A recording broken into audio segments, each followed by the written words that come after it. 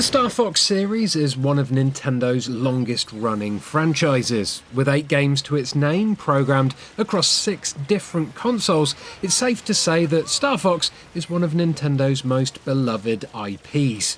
And that's even taking into account the fact that Star Fox Zero kind of sucked, and that Slippy Toad is a massive arsehole. Fox, help! I'm being chased!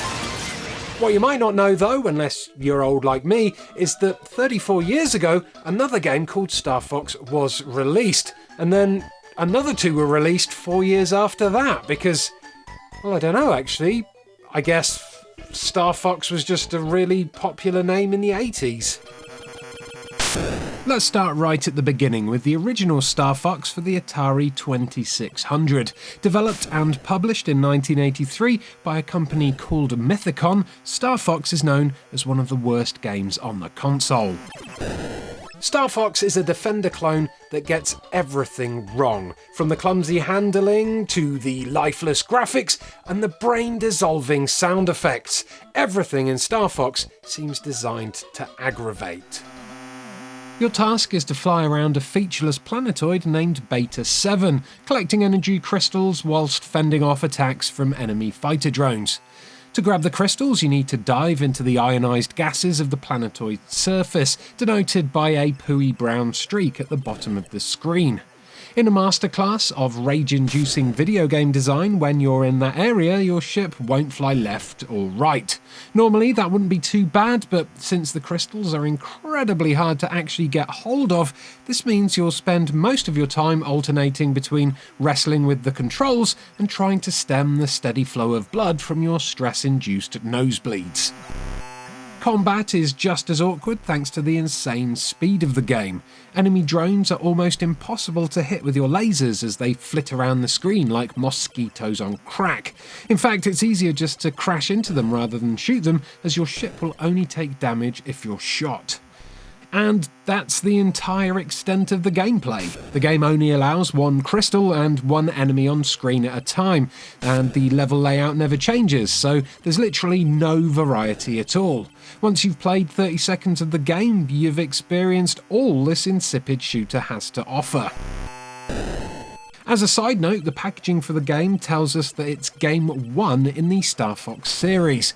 Thankfully, Game 2 was never released, which is probably the best decision Mythicon ever made. In 1987, another Star Fox game was released though. This here is the ZX Spectrum version of Star Fox. It was developed by a company named Reactor, and it also came out on the Commodore 64 and the Amstrad CPC. The cover image for Star Fox on the Spectrum shows a spaceship with a Fox logo emblazoned on the underside, flying into battle, shooting lasers at unseen foes in the distance. On the back, along with some screenshots and a little bit of blurb, is a line of text written in big, bold, red lettering that announces that the Fox is back. Despite what you may think, this reference isn't actually about the Atari 2600 game. This is here because this version of Star Fox is actually a sequel to 2 other games, named Sky Fox and Arctic Fox.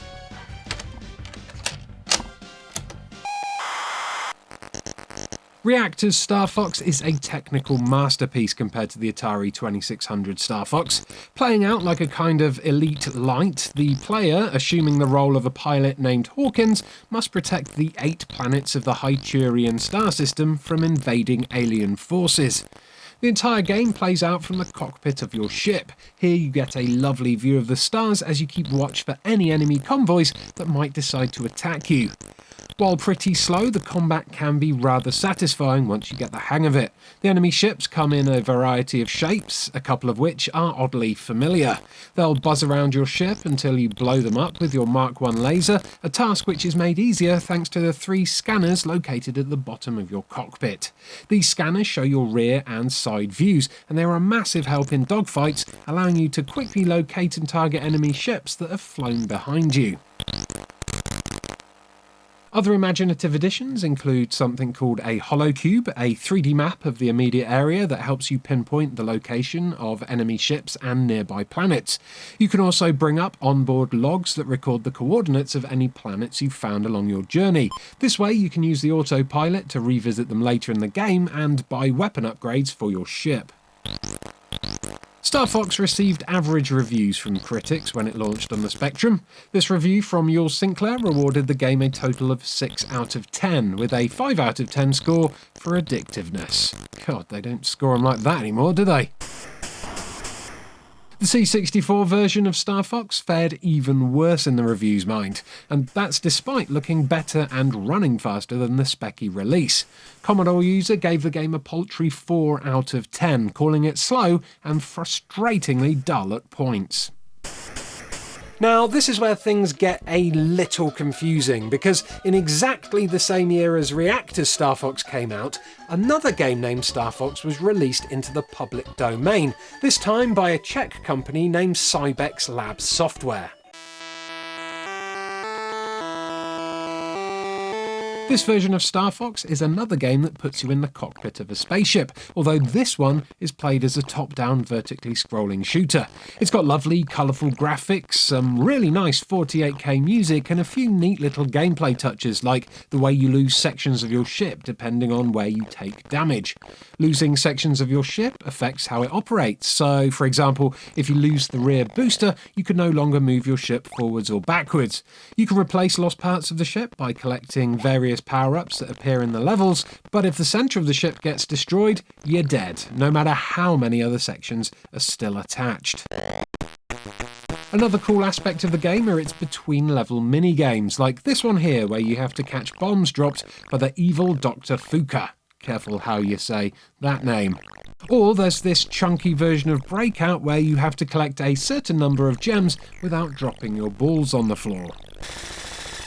Releasing Star Fox into the public domain meant that Cybex Lab didn't have to worry about any licenses, and therefore it was more than happy to insert some extreme plagiarism into its game. For example, included in Star Fox are 48K versions of the Star Wars theme,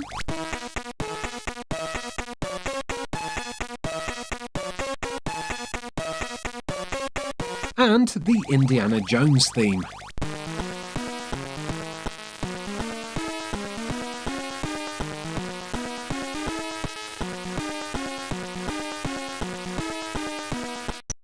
Oh, and the developers also completely ripped off Jetpack for one of the between-level minigames.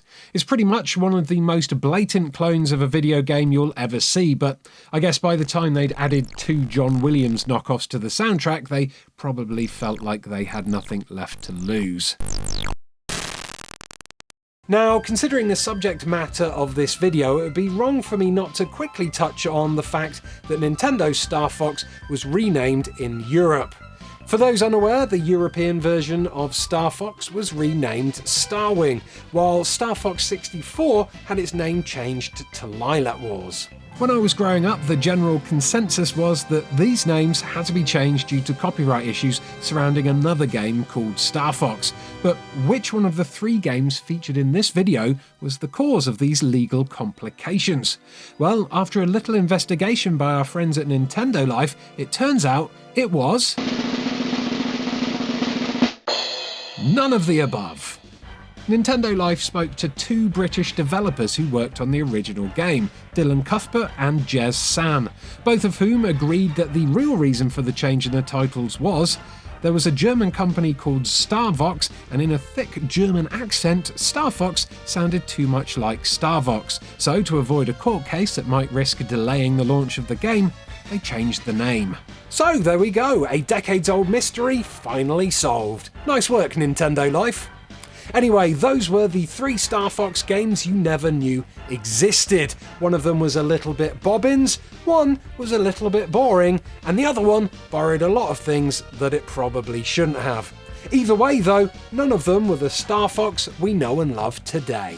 If you enjoyed this little look at some long-lost Star Fox games, do give this video a like and subscribe for more from Eurogamer. I'm hoping to put up a new episode of Games You Never Knew Existed once every 2 weeks, but if you can't wait for that, why not check out the episodes on screen right now, where I talk about the Shadow of Mordor game you never knew existed and the Destiny game you never knew existed. Thanks for watching and have a great day. Goodbye.